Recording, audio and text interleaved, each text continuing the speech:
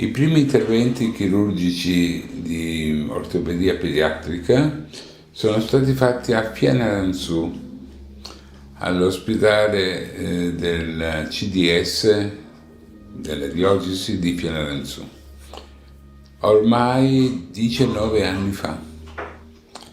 Poi a Fianaranzù non ci sono state le condizioni per poter continuare e siamo trasferiti prima a Sakalarina e poi a Iusci perché era più vicino a Masua. Masua è la missione dove noi ricoveriamo i bambini e stanno un lungo periodo per la preparazione l'intervento, i gesti correttivi e la fisioterapia.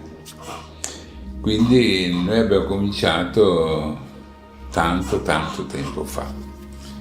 I bambini operati fino ad ora sono circa oltre 630 dall'inizio.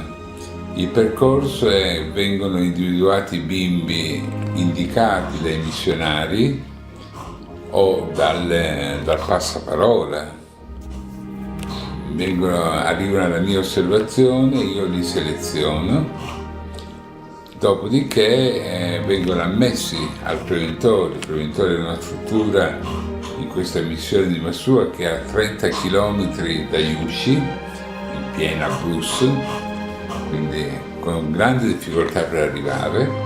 Vengono accolti là, vengono ricoverati, vengono preparati all'intervento, vuol dire vanno selezionati, vanno curati perché arrivano con tante malattie e soprattutto con un forte livello di decalcificazione, cioè manco di calcio, vitamina D.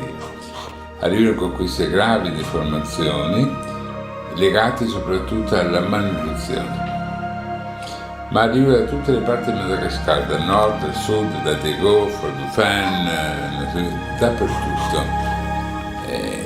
Questi bambini stanno ricoverati da noi, quindi hanno questo percorso terapeutico che, ripeto, è preparazione all'intervento, interventi chirurgici, c'è più di uno che viene fatto come correzione, poi almeno 3 gesti dopo l'intervento chirurgico e poi inizia tutta la fase di fisioterapia.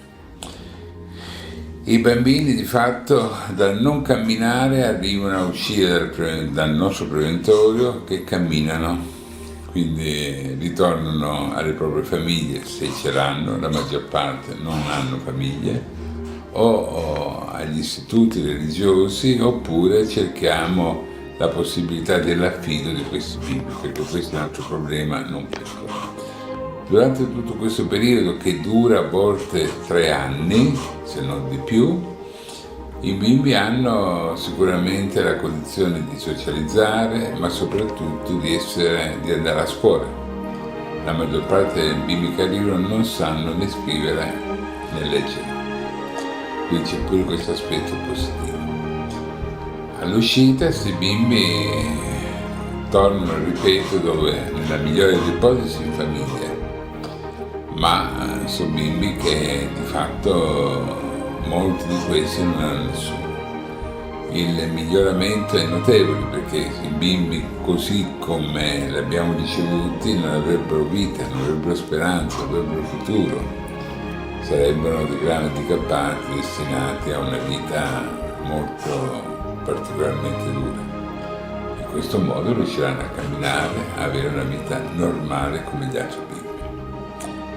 È difficile fare le missioni perché la distanza è notevole, noi dobbiamo portare tutto, ferri chirurgici, consumabili, Masua è dispersa nell'Abruzzo, quindi arrivarci è difficile e pericoloso.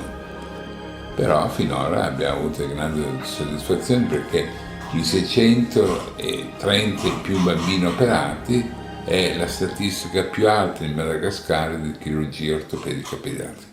Noi continueremo, veniteci ad aiutare e a lavorare con noi.